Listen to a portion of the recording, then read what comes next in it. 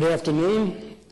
Before I call the meeting to order of the Economic Development Trust for April 17th, I'd like to go over just a few of the ground rules in case you're new. One, there will be an opportunity for citizens to be heard. If you would like to speak and address the trust, would you please go outside, make sure that you have filled out a form and gotten it to our clerk, who will call upon you at the correct time. With that being said, let's call the meeting to order. And the first, the other thing, I didn't get this in before the bell rang. If you do have a cell phone from now on, if you would turn it off, I promise not to embarrass you. If you leave it on, you're subject to embarrassment. With that, let's call the meeting to order. And the first item on the agenda is to approve the minutes. So moved. From our April 17th meeting. And we have a motion and a second. Any comments or discussion? Seeing none, please cast your votes. And it is approved. Next is to ratify the OCEDT claims. I've asked Brent to give a brief rundown on 4 of the claims that are GOLT claims before we take any other action. Yes, sir. There are 4 claims related to our General Obligation Limited Tax Bond Program. 3 of them for Boeing, projects 1, 2, and 3, and then 1 for Field Aerospace, which was previously Air Inc., where we amended the contract a couple months ago to assign that contract. For Boeing, we provided them $291,000 for year 7. The goal for this project was to create 285 jobs. The total allocation to date that we provided to them is a little over $1.8 million, and we have about $71,000 left for them to earn. There's 6 months remaining on their contract. The average threshold for that project was $85,000, and the wages were, the average wages were around $95,000 for this project. For Boeing 2, they ended the 6th year. $897,000 is what we provided to them for 897 jobs. Their goal was to create 800 jobs. The total allocation of this project was $4.5 million, and we have approximately $161,000 remaining on this project. The average wage threshold for this agreement was $84,457, and the average wages for this project this last year were a little over $91,000. In Boeing number 3, we provided them $552,000 for year 3 that ended December 31 of 2017 for 480 jobs. Their goal on this project is to create 900 jobs. Total allocation equals $6 million, and there's a remaining balance of about $4.6 million on this project. Again, the average threshold on this was $90,000. The average wages for the year 3 were right at almost $95,000. Regarding Field Aerospace, we paid them $254,000 for the creation of originally we were going to provide them $650,000 for 115 jobs. They reached 110 jobs at the end in 2017, and they were at 82 in 2018. We anticipate the average wages were anywhere between $62,000 and $67,000. The remaining allocation of $277,000 will actually go back into our fund, as they did not create jobs adequate to earn their entire incentive, so that will go back into our SIP program so we can use that for other projects in the future. Thank you, sir. So what you've done, Brent, you've illustrated that our incentives are usually performance-based. Correct. So they had to perform and create the jobs, and then they received it, and then each of the projects had a cap on it as far as how much they could get. Yes. Thank you, sir. Thank you. Any other comments or questions about the claims? We have a motion and a second. Any comments or discussion? Seeing none, please cast your votes. And the claims are approved. Next up, we have on our agenda talking about a item that Brent's going to talk about, Red Andrews Park. Yes, sir. I'm going to play city engineer on this one. Eric's out of town today. So this is the Red Andrews project. It's a TIF project. It's a public-private partnership that's funded by GO bonds, TIF funds, and the private sector's contributed a little over $350,000 to $400,000 for this project. Today before you is the increase of around $140,000. The original contract was for $354,000. GO bonds funded $240,000 of that, and the TIF funded $111,000. We have allocated approximately $400,000 out of TIF to fund a portion of this project. Contract was bid out on a unit price basis versus a lump sum. And as a result of that, we're moving some of the, since we had adequate funding available, we're moving some of the expanding where we're going to actually do all of the concrete work for this project on the private side, on the public side, and the on the private side will do the balance of the project. The total budget for this project is a little over $1 million, and approval of change order will provide concrete stairs, ADA ramps, and a concrete mow band. And approval of the amendment will provide remaining scope site for concrete work associated with the change order. We anticipate this project, it's about 85% complete now. We anticipate it being complete next month. Thank you, sir. I'd like to move approval. We have a motion to approve. Second. Any comments or questions? Seeing none, please cast your votes. And it is approved. Next up, we have the Oklahoma City Economic Development Trust to issue its annual appropriation bonds. And I think Mr. Craig Freeman is going to take us through this. Thank you, Chairman. I'm going to give a brief overview of the resolution that's before you today. As you can see, even in the title, it's a very lengthy resolution. And basically what it does is it authorizes us to issue bonds for the public participation in the Convention Center Hotel. The purpose of the project, you all well know, is for attracting more and even larger conventions, trade shows, and events to the city, promoting tourism to the city, providing new employment opportunities, and then helping us to be in a position to be able to maximize the investment in the MAPS 3 Convention Center. And so having that Convention Center Hotel adjacent to the property is obviously going to help the Convention Center be more successful and help us maximize the use of that property. In order to do this, the City Council went through a lengthy process to select a developer for the hotel. And in that process, in July of 2017, Omni Hotels was awarded a redevelopment agreement, and in that it committed the city to provide $85.4 million in public participation. At the same time, they approved a funding plan that would provide revenue sources that would align with the debt service requirements to provide the public's participation so that we could fulfill our commitments. The resolution before you today authorizes the issuance of appropriation bonds for the public participation in the Convention Center at a negotiated sale. The resolution authorizes the sale of up to $106 million in bonds. Now, our expectation right now is that we're going to sell less than that. We wanted to get that authorization because there's a few different structures that we're looking at that we could sell more bonds. The bottom line is we're going to sell what we need to provide the best format and structure for this bond deal to be able to provide the $85.4 million in the public participation commitment. A couple of factors that can influence that is, one, depending on the structure, we may have some capitalized interest that we also have to include in the borrowing. In addition, in some of the structures like this, and many of the structures like this, you have to provide a reserve fund, which is basically ends up being equivalent to the maximum annual debt service that will be required throughout the life of the bonds. You borrow that, you set that aside as an additional protection to investors.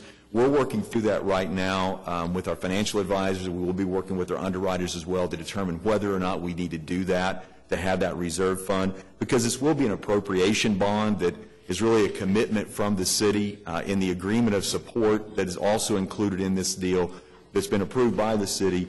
The city is committing to provide appropriations in the event that it's expected that there won't be sufficient funds to cover the debt service in any given year. If those funds aren't available at the beginning of the year, then the city will do an appropriation to cover the difference that would be required for debt service. In addition, if we had anticipated that we have the revenues for some reason during the year, we don't have sufficient revenues within the Economic Development Trust to cover the debt service requirements, the city would amend the budget if necessary and transfer funds to the Economic Development Trust to cover the requirements on that debt service. The resolution also authorizes other bond documents like the preliminary official statement, the continuing disclosure agreement, and the bond purchase agreement. It also authorizes the chairman or the vice chairman to sign any final documents that we have related to the bond issue.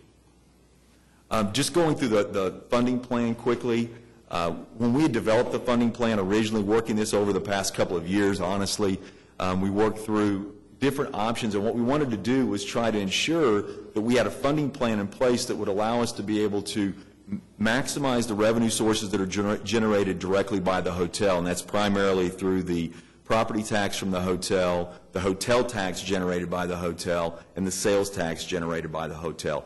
But we also wanted to be able to use multiple different sources so we could align the revenue sources that are coming in with the debt service requirements that we have. And that's one of the challenges with the deal, because the flow of the funds, even with these multiple sources of funds, it starts off slower. Towards the middle of the time, it'd be a 25-year bond issue. Towards the middle of that time period, we hit the maximum level of funds that we'll be receiving annually. And then towards the later years, it'll start to drop off as some of the TIF funds that will go into this as those TIF districts expire. And so trying to structure that to ensure that we have the coverage that we need and it aligns.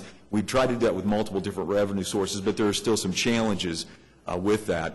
We also want to use available revenues from other successful projects like the Skirvin project or the Bass Pro project, and so being able to put some of those revenues back in and to diversify this a little bit further.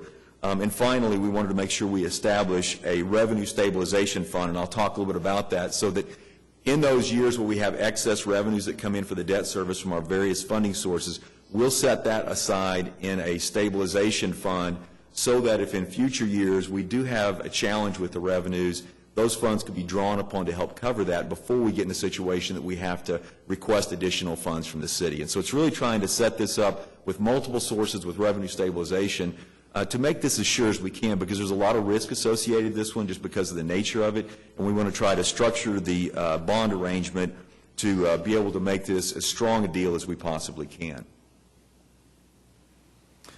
Looking at the different revenue sources and different actions that we've taken so far to set those revenue sources in place, we did, the council on March 13th actually created the TIF district, TIF 13.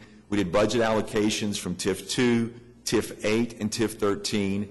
And then other funding sources we had before, we have also, I mentioned the Skirvin mortgage and lease, the Bass Pro lease, Omni land payments that they'll make after the 5th year that they are in business and operating, and then State Leverage Act funds, and we're working to try to maximize the funds that are available, matching funds, to be able to put additional funds from the state into this deal.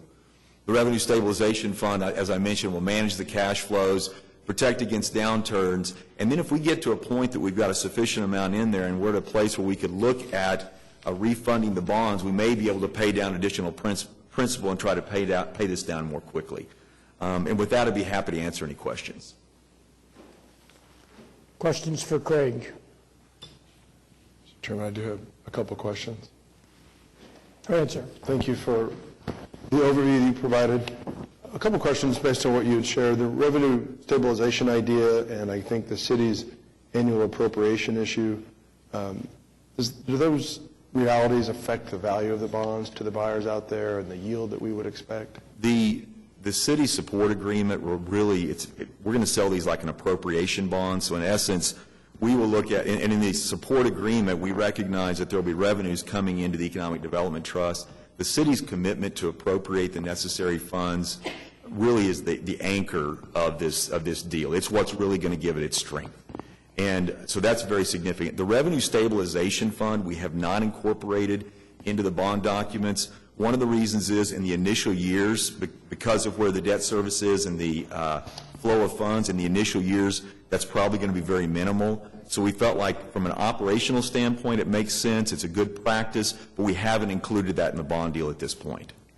And then your reference to the Omni land payments after year 5, is that because of some kind of ad valorem exemption they otherwise would be eligible for? That's really just a part of the agreement that we had in the redevelopment agreement, that they would pay for the value of the land, because they're getting the land to build a hotel on, and so they will receive that. It starts off, I think, at $200,000 a year in year one, and then it grows. 50. Yeah, It grows by CPI after that. it's part of the agreement that we negotiated with Omni, that in order to receive the site, that they had to make annual land payments. So those don't start until they're in operation for 5 years. Okay, thank you. And you indicated you may not need all 106. Any idea on the size of the tranches that you'll go to Right now, market with? we think that it's probably going to be structured around $93 million, and that would be where we don't have a lot of capitalized interest, but we do have the reserve fund. We're still discussing that, of how we can best fit this in the market, how it'll do the best in the market, whether or not we have that reserve fund. If we don't have that reserve fund, it'd be closer to $86 million. And thank you for that. I think my last question is to that point maybe, and that is, any magic in the August date in terms of timing or market issues? So our money is the first money in the redevelopment agreement. The city's money is the first money into the project. So it's really trying to time it with, we don't want to do this bond sale until we have the closing on the agreement with Omni. Once we close, we want to do this so that we can get the money available so the project can start as soon as possible. Okay, thank you. That's what I was hoping to hear. So, thank you, Mr. Because Chairman. we're trying, Omni wants this to go forward. They're ready to go forward. We want to be ready and have the money to go forward also. That's right. The goal is Yeah, to I mean, have it's- this yeah. be in construction at the same time as a convention center hotel, so that they're both opening at the same time. Yeah. And it's tied to the closing the timing of the closing that we agreed to with Omni. Any other comments or questions? Let me ask the clerk a question. They want to do this without a competitive, they want to waive competitive bidding, and we need 4 votes. Do I need to make that announcement and then call the item for a vote? Yes, you just need one motion, one Okay. to get the full. Well, we need one motion, and if you want to waive competitive bidding, please include that in your motion. I wanted a follow-up question to that, too. I think is supermajority required also for the private placement aspect of this? In addition to waiving of, yeah, gotcha, okay. Then I would offer a motion to approve the item, including the waiver of competitive procurement and any private placement associated with the bond. Thank you, Jim. Second. And a second. Any further questions or comments? Seeing none, please cast your votes, and it is so approved. Thank you, Craig. Okay, next up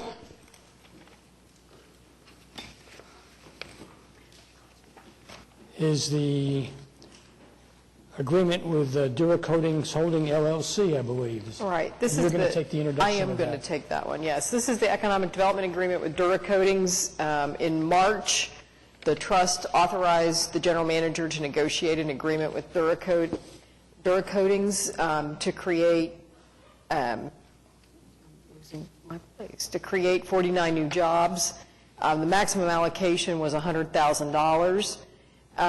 Their SIP application that we received listed a range of salaries from $47,000 to $107,000, and the EDA says that the salary ranges will be around $57,000 a year. So, again, this agreement is like all of our others. The funds are not paid until the jobs are created, and they've shown that they meet all of the thresholds in the agreement. Tom? Approval of the item. We have a motion to approve and a second. Any further discussion? Please cast your votes. And the item is approved.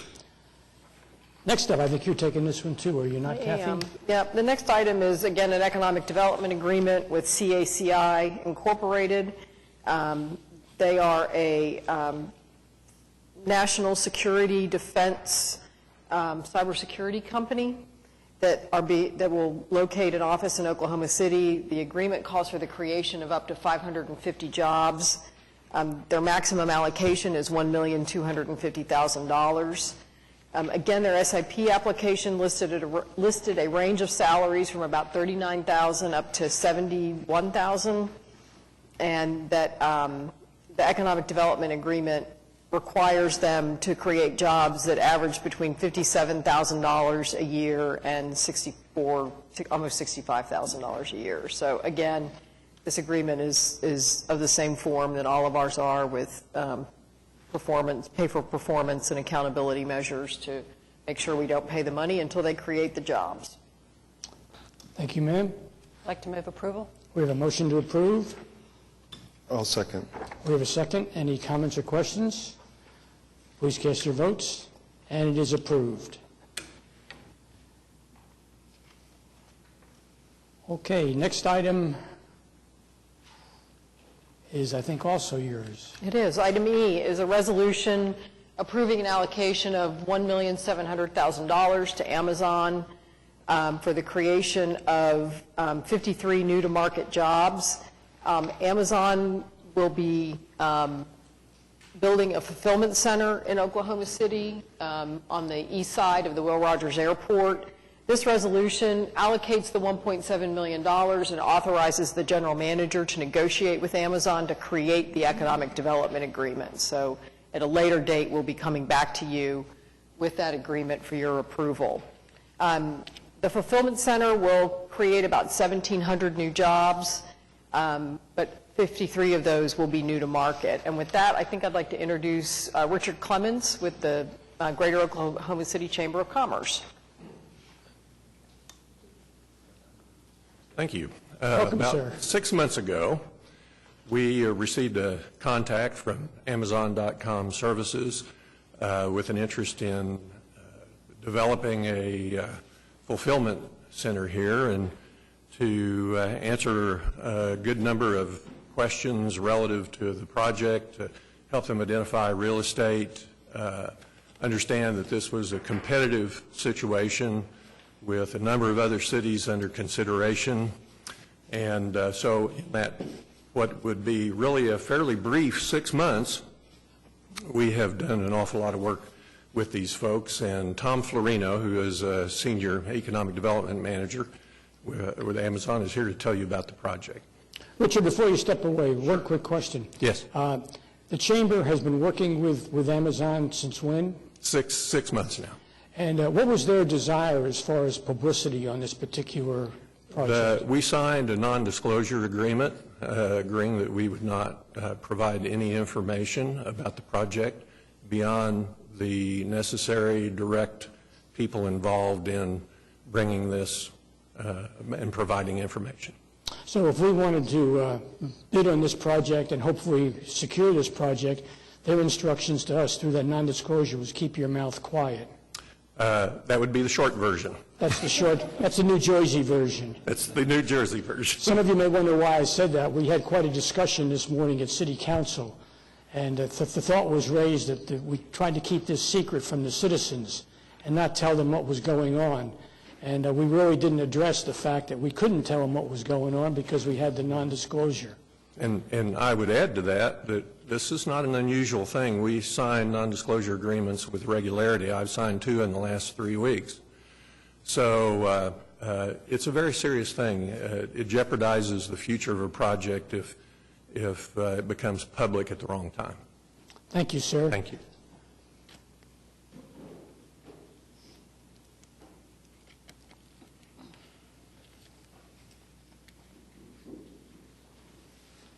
Good afternoon. It's a pleasure to be here today before the Oklahoma City Economic Development Trust and Chairman McAtee. Chairman, I appreciate your commitment to confidentiality and also your New Jersey way of looking at it. Well, you all didn't give me much choice. One of your representatives called me and told me to keep my mouth shut. So, I want to talk with you a little bit about this project, which was originally codenamed Project Star. I know that that's been out, so we can kind of still talk about it that way. And get your questions about the project and about Amazon. But first, I just want to let you know that we're excited about the potential of land in Oklahoma. There are not many states where we have not made, a significant infrastructure development, but Oklahoma is one of them. And so we're excited about the prospect of landing in Oklahoma and providing good quality jobs and reaching our customers here as well. So just to give you some background on how we look at economic development at Amazon, our economic development team reports up through a public policy organization. And fundamentally, we look at economic development the same way that we know local and state government officials do, which is it's public policy. We do not sit in a tax or finance function. For us, economic development is about community engagement and making sure that we position our projects for long-term success. So a little bit about our company background. As you probably know, Amazon was founded in 1994 and is headquartered in Seattle, Washington. We currently employ over 560,000 folks worldwide, and we have annual sales totaling approximately $177 billion. Amazon is organized into 3 segments.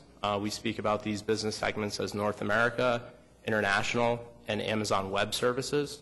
Amazon Web Services is our cloud computing platform, so you may read about our data center investments. That is different than .com, which is retail focused. And Amazon serves our customers through retail websites, physical stores, which we have a few of now, and with a focus on selection, price, and convenience.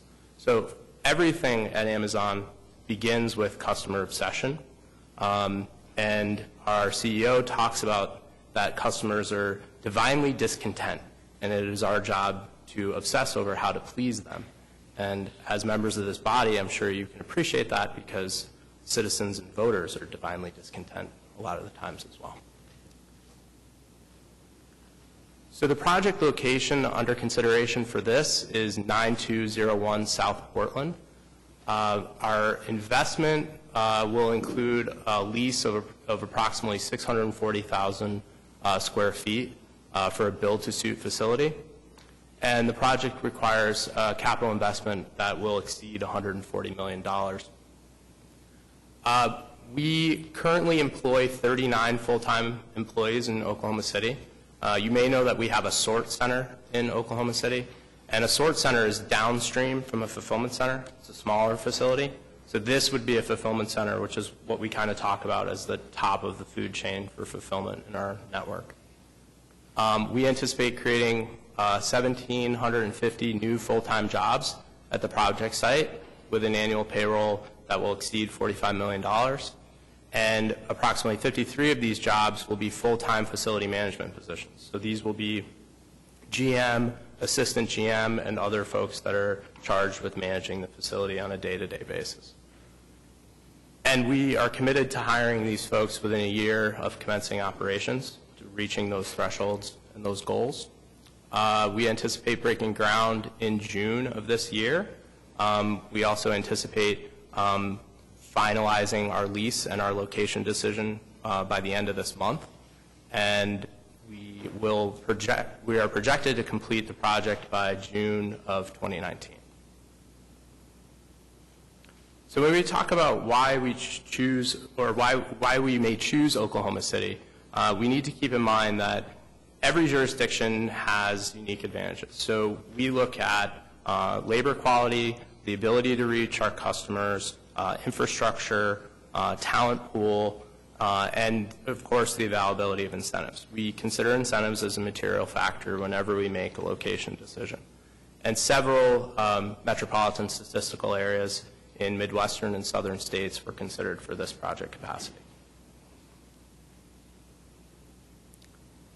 So the economic impact, I know the Chamber has been working on this, and they've talked about that the total project economic impact is $129 million in the initial 2 years, expected to generate new local sales tax and property tax revenue of about close to $5 million over 5 years. And one of the things we want to talk about, and this is where I began, which was the idea of Amazon as a partner. In October 2017, we donated $15,000 to the Oklahoma School of Science and Mathematics to help the school provide wireless internet to its students and to encourage collaboration and exploration. In March of 2018, we donated $10,000 towards robotic kits for the FD Moon Academy students to create its first bot ball program and boost the school's science and engineering programs. Our site leader, Aaron Shipp, at our at OKC 5, sits on the Oklahoma City Public Schools STEM Collaborative Board, and we are looking to develop sustainable transit options for all of our project locations, which would include our fulfillment center in Oklahoma City. So with that, I'm happy to take any questions from all of you. Okay, a citizen has signed up to speak and has talked to us. So before I call on her, do you have any questions of Tom at this point? I'm sorry, go ahead, honey. Tom, what is the geographic jurisdiction that will be fulfilled from this fulfillment center? So that's a very good question. So typically, folks think of warehousing in the traditional sense of needing to be right on top of a customer base. And for us, that's very different. We can reach multiple customer bases from hundreds of miles away. So because our fulfillment center, our fulfillment network is so multimodal, we don't need to be in a customer's backyard to reach them. And so we will fulfill regional orders, but we will also fulfill extra regional orders, depending on what our customers want and how quickly we can get it to them to meet our promise of delivery. Any further questions of Tom at this time? I do. Thank Go you. ahead, Jim. What does sustainable transit mean to Amazon? So we look at transit options to make sure that our fulfillment associates have affordable and reliable ways to get to work. And so when we look at building a fulfillment center, we want to make sure that there are bus options available to them. You know, in cases where there could be other sustainable options, we're willing to explore that as well. But for this facility, primarily, I think we'd be looking at bus options. And similarly, I'm aware that Amazon has a commitment to sustainable energy footprint issues. We do. Have you been talking with local providers about ways to honor that corporate commitment? We do. So in our last shareholder letter, Jeff spoke about our commitment to outfit fulfillment centers with sustainable energy. And so that will be something that we'll investigate as well. You know, we Oklahomans are pretty proud of our native blessings and abundant energy, so we're glad that you're having that conversation. Great. Further, I guess we just want to hear your thoughts about, building on Rhonda's question, what fulfillment center today is serving an Amazon customer in Oklahoma City? It could be a wide variety of fulfillment centers. So when you order on Amazon.com, what we're looking at is the inventory that we have available to fulfill that order and how close we have it to you. And so you could be getting orders from Nevada, you could be getting orders from Texas, you may be getting inventory from the Northeast if out west those orders can't be fulfilled. So we have a very dynamic fulfillment network, and we rely on that footprint to serve our customers. And the proximity of a fulfillment center like this does what for prime and time delivery like that? That's a good question. So it could help. You know, if you're looking at inventory that's very close, obviously the chances that we'd be able to get it to you quicker are better. So we look at all opportunities to serve our customer. Thank you, Tom. Yes, ma'am. Speaking of proximity, does the proximity of the center influence the use of technology for delivery, ultimately to the customer? Not sure I understand. I.e. drones, i.e. latest technology, whatever in terms of delivery. So we continue to investigate and explore new types of technology to satisfy our customers and delight them, but I wouldn't have any, detailed information on that at this time. You have to. All right. Okay. Thank you, Tom. We have a citizen who's asked us to be heard. Morgan Harris.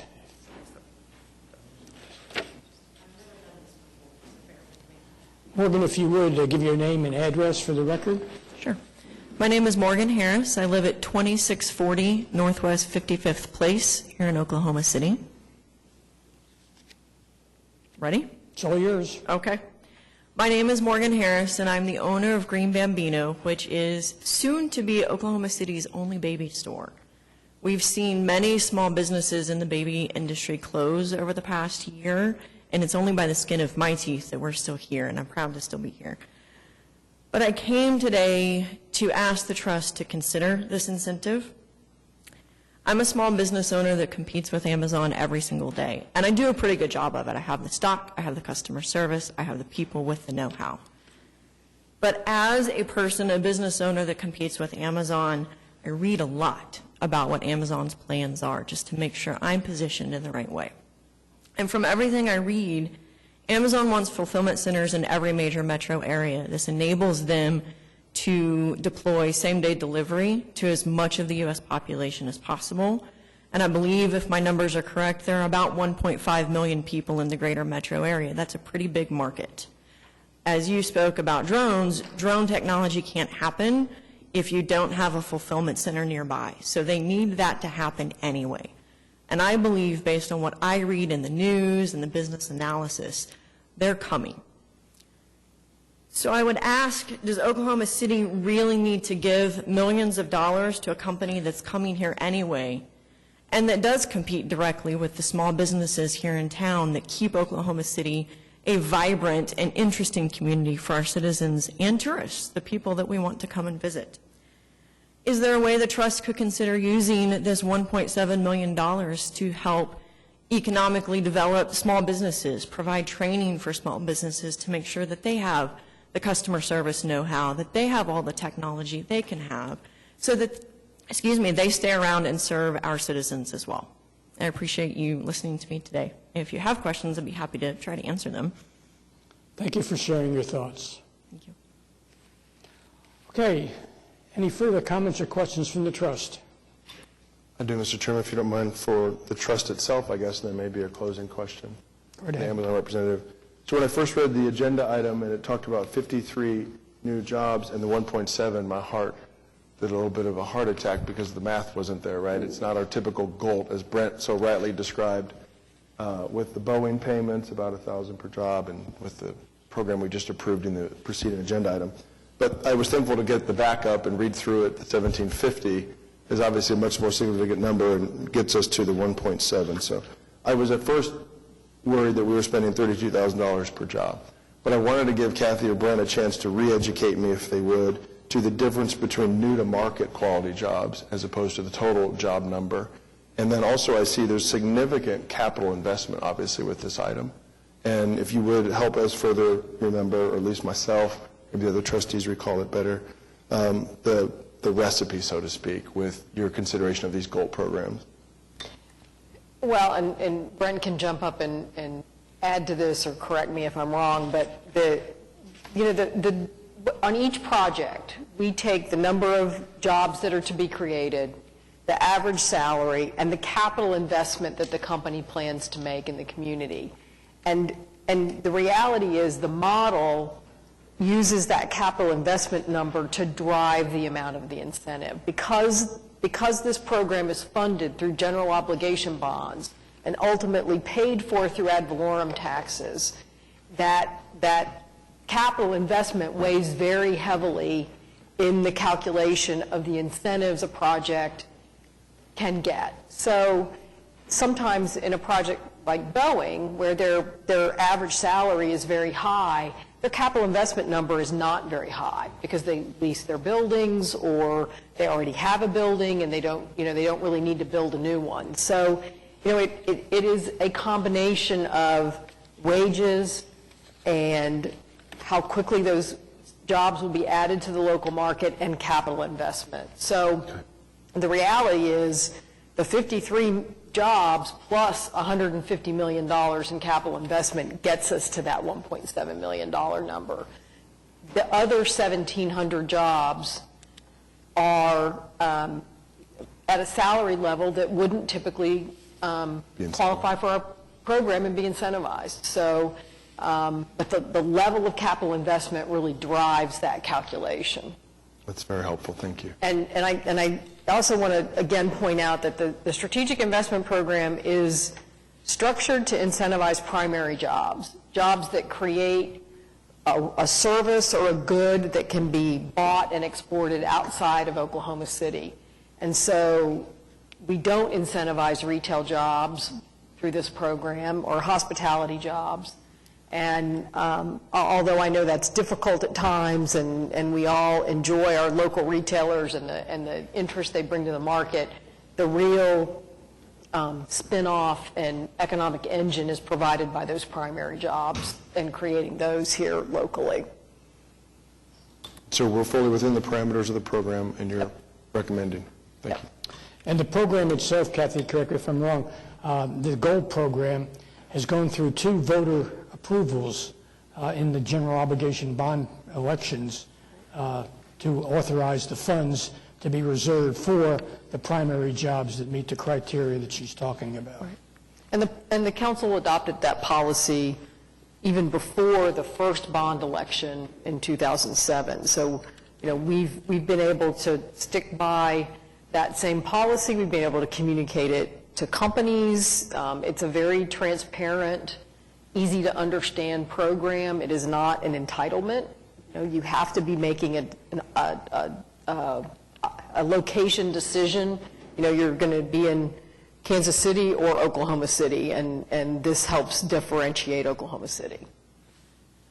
Thank you, ma'am. Any other comments or questions? Seeing none, what is the desire of the trust? Question. Go right ahead. If you don't mind, for Tom, if you would. Thank you. Feel free to come if you don't mind, for the sake of the record. Important point about small business, and I'm sure you share that concern from whatever community is home for you. Of course. Can you share with us a thought that perhaps Amazon has about small business and whether you're a partner for it or whether you're a predator to it? Tell us, what are your thoughts? Happy to. So Amazon empowers small business, and I want to be very clear about that. 50% of sales on Amazon.com are from third-party sellers, which include a lot of small and medium-sized businesses. We know that over 6,500 sellers in Oklahoma are on Amazon.com selling their products, and those are small and medium-sized businesses. I appreciate that insight. Thank you. What are the trust desires? We have a motion to approve. Second. And a second. Any comments or questions? Seeing none, please cast your votes. And the item is approved. Next up, quarter report. In your packet is the quarterly report from the Alliance for Economic Development, and I'll just hit a few of the high spots. Over the past quarter, ending March 31st, we've been working quite a bit on Project STAR, also with Kratos and CACI. That gives you trouble. Too many acronyms in this business to get those projects completed and located in Oklahoma City. Another project that we've been very involved in is the parking garage development for the Convention Center, Chesapeake Arena and Convention Center Hotel, working with the city to get that project coordinated in a way where the parking garage can be constructed by the city, and we will select a private developer for the mixed-use development that will wrap the facility. You may have seen in the paper today that we did receive proposals yesterday and got 4 really, really great proposals from firms to do that private development. We continue to work on the implementation of the Convention Center Hotel, working with Omni on design issues, trying to get their design finalized, making sure that we review that, and then actually they will be taking their design to Downtown Design Review this week for approval. So we have hired GSB to perform project oversight on behalf of the city, or the Urban Renewal Authority, the Economic Development Trust for the Omni project. We've had several site visits by the Omni team. We've had their marketing team here. We've had their construction contractor is here very often. So we're moving that project right along. Other projects that we've been involved in, again, we continue to be committed to working on affordable housing projects. We have several projects going on in northeast Oklahoma City to either build single-family homes that are affordable or multifamily, downtown development, working on First National, developments in the Coeur d'Alene area, so just lots of different things going on, lots of interest in Oklahoma City right now. So, all good. And the our financial statements are in your packet as well. Thank you, ma'am. Any comments or questions from the trust? If not, I need a motion to receive the report. I'll move. Second. Motion is second. Please cast your votes. And it is received. Next item, Mr. Bryant. Yes, I'd like to present to you today the proposed fiscal year 18-19 budget for the Oklahoma City Economic Development Trust. First slide here provides you an overview, which the budget totals a little over $197 million. Includes $84 million from TIF, and there'll be new TIF projects. Since we've added new TIF districts, I'll talk about that here a little bit more. $13 million out of our strategic investment program, $8 million out of our general economic development fund, and a new one, $97.3 million, which was related to the Convention Center Hotel project that you acted on just a few minutes ago. It does include funding for our contract with the Chamber, with the Alliance. In addition to that, it provides funding for the Myriad Gardens Foundation as they administer the Myriad Gardens Park. Scissortail Park Foundation also includes the outlet mall marketing. Thank you. And it will be going into its 8th year. The Cabela's Retail Incentive, the American Indian Cultural Center and Museum will be a new one, and then it also funds staff reimbursement for that. Before I go any further, I want to recognize Regina Story, who works with me in the city manager's office. She's this trust specialist is what her title is, and she helped put this together, and she helps monitor all of our contracts, all of our TIF projects, and I'm grateful to have her. So the next slide here is TIF number 2. It's a downtown TIF. It's a $48.4 million TIF. There are multiple projects there. I won't go through each one of them in fairness of time. It does include a payment of $7.8 million in debt service on the bonds that you authorized and that were issued earlier in this year. And then it also, included in the budget, includes a $3.5 million transfer to the Convention Center Hotel Fund. As part of our funding plan, the Downtown TIF District allocated over $35 million towards the hotel project. And Craig talked about different sizes of the bond issue, and he talked about capitalized interest. Well, by transferring this money over now and having it available, that helps reduce the reason or the use of capitalized interest. Next slide. Here you see we anticipate about $12.4 million of ad valorem payments to come in. We receive those every June. In addition, we require some of our TIF recipients to pay a minimum tax, and when the county assessor doesn't assess them at a high enough rate, we send them a bill. And so we anticipate about $600,000 this next fiscal year in minimum tax payments. And then in addition to that, the 3 out of TIF 1, out of TIF 2 and 3, the 3 is the Skirvin Hotel sales tax. And out of that, we capture the 2% out of the of sales at the Skirvin Hotel. We anticipate that to be $300,000, and then we anticipate the state to match that dollar for dollar. In addition to that, we actually have some TIF loans that are out there to a couple of developers, and we anticipate about $130,000 in loan receivables for the year. TIF 4 and 5, that's our TIF that's related to the Oklahoma River around the Dell complex. The budget totals $2.2 million. We do anticipate the payment of a $600,000, which will actually repay the entire 2004 line of credit.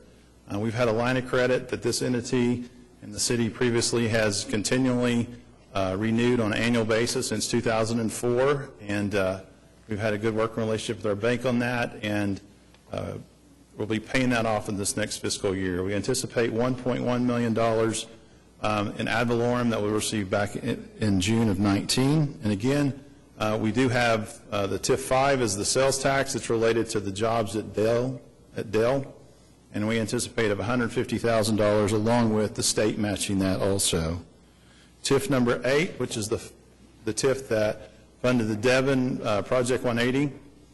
We had a budget of around $31.8 million. There's just a few minor projects to remain. Also, there's some improvements that we're helping the Oklahoma County. As part of this budget, we also have $950,000 that will be transferred again to the hotel bond fund to help defray, again, capitalized interest. We do anticipate $11.3 million. We never really expect that to change because as a condition of the redevelopment agreement with Devon, they are required to pay a minimum tax of $11.3 million on an annual basis, and they continue to do so. TIF 10 is a new one this year, or TIF 9, I skipped one. TIF 9 is the Northeast Renaissance TIF. We anticipate about $30,000 in ad valorem payments this year. In addition to that, we anticipate a internal loan from the GOLT Fund for Phase 2 commercial development at 1700 Northeast 23rd of $1.375. In addition to that, we anticipate about $30,000 in sales tax that the trust will receive from the general fund, and then we will provide that to the developer as an incentive. TIF number 10 is the First National Center. We anticipate about $200,000, and that's a result of the sale of the property. When we created the TIF, the base was a certain amount. The developer came in and paid a higher amount than that. The incremental difference is where we would see the $200,000 coming in. And we anticipate potential reimbursement in FY19 with developers. We have 3 agreements that need to be completed. We have completed the first one as relates to the garage. We're working, as Kathy said in her report, working with the First National people on the TIF assistance that will be provided as it relates to the hotel. I do not anticipate an agreement with them as it relates to the apartments, but we are currently working on the one related to the hotel. TIF number 12 is the Western Gateway, also known as the Wheeler TIF District. We anticipate a small amount of increment in FY19. And one thing I want to just remind you of, the way this TIF is structured, the developer is on the risk, putting in all the infrastructure. As increment is generated, the developer is eligible for up to 75% of every dollar that is received, and the other 25% will set aside for a future school in that area. The Strategic Investment Program, our budget totals $13.2 million. As Kathy alluded to earlier, 2007, the citizens approved an allocation of an authorization of $75 million, and we have issued all of those bonds. Last year, they authorized $60 million. We do not anticipate issuing any bonds in the next fiscal year, so we will just continue to utilize the resources that we have from the $75 million authorization. I won't go through, there are multiple projects there, Boeing, Paycom, General Electric. Many of those are winding down, and the budget does include the transfer, the internal loan to TIF 9 for the commercial development and the TIF number 9, and it also funds a portion of the professional services for the Alliance and for the Chamber of Commerce contracts. The general economic development part of our budget totals $8.1 million, and essentially the bulk of the funds here are transferred out of the city's general fund to the trust. The trust enters into the long-term agreements, and that's why we have this structure. It funds the Economic Development Foundation, which is the chamber, the Alliance contract, a portion of the Alliance contract. In addition to that, it funds the Myriad Gardens subsidy, the Scissortail Park, and the Outlet Mall. The Outlet Mall is currently, and it's about to complete its 7th year, so only have 3 years left on that, and that's around $550,000 on an annual basis. In addition to that, we have funding for the Cabela's retail incentive, and then a new one is for the American Indian Cultural Center. In that case, the money will not come from the city's general fund. It will come from an entity that is associated with the American Indian Cultural Center. As part of the program there, will be around $1.5 million that we will receive, and then we will enter into an agreement. The agreement that we have with the American Indian Cultural Foundation will fund that, fund their operating costs as time passes. The final one here is the Convention Center Hotel Bond. We anticipated around $92 million in bond proceeds. I was glad to hear Craig say 93. Again, one thing I want to reiterate is that this, as a budget, it's a plan. It's to be used as a plan. It's not concrete. You cannot exceed it or anything like that. This is, from a trust standpoint, it's a plan. Now, from the city standpoint, with the general fund, it's a little bit different. But with the trust, again, this is just a plan. I want to reiterate that. So with him saying 93 and the budget saying 92, it's okay. It's to fund the hotel. In addition to that, you'll see in the detail in this, you'll see all the revenue streams coming in. And then you'll see the money going out for debt service. And that's what we anticipate. We'll have a transfers from the downtown TIF District number 2, the Devon TIF. In addition to that, revenues from TIF 13 will be coming in various forms, whether they're construction sales tax, hotel occupancy tax, or ad valorem, regular or ad valorem tax, and then there'll also be the Bass Pro leases and the 2 revenue streams from the Skirvin Hotel. In summary, it's a little under $200 million at 197. It funds our base services and contracts, and our plan is to bring this back to you in our June meeting for your adoption, and then we'll take that to the City Council at the beginning of the fiscal year 19 on July 3rd. With that, I'm happy to answer any questions. Trust, have any questions of Brent on the budget? Just a general question first. Are we looking to receive this or approve it? Receive it. Okay. And then a question, significant growth in the interest earnings that you're expecting? Do you want to speak to that for a moment? Well, a lot of times our money comes in and goes out rather quickly on some of our funding streams. We have not been that aggressive with it. We've kind of learned not to be over time. The nice thing is, whatever it is, it will just roll over to the next year. And the nice thing with the different internal funds that we have, each one of those funding streams, whether it's TIF 2, TIF 8, TIF whatever earnings are there will stay in that bucket, as you would say, and then we'll be able to utilize that for future years. But we didn't go into a lot of in-depth analysis on interest earnings, to answer your question. Any other comments or questions? Seeing none, I'll entertain a motion to receive. A motion? Second. Second. Comments or questions? Please cast your votes. And it is so ordered. Next on our agenda is the General Manager's reports. Just to note that the report in your packet is through March 31st. Maybe just point out that the outlet mall is continuing to perform very well. Their sales are about 2.8% above the same period of last year. And Regina is my source, but she says she drives by every day, and they are repaving most of the parking lots at the outlet mall right now. So the new ownership group continues to make investments in that facility and help it be successul. Yeah, they had committed when they came that they were going to do that. It's nice to see them following through. Here's the map. So very good. All right, and I don't believe we need any vote on action on that. That concludes the material that we have to cover. Any comments from staff? Seeing none, any comments from any of the trustees? Thank you for your participation today. Are there any citizens who did not sign up earlier who would like to be heard? Seeing no one, we are adjourned.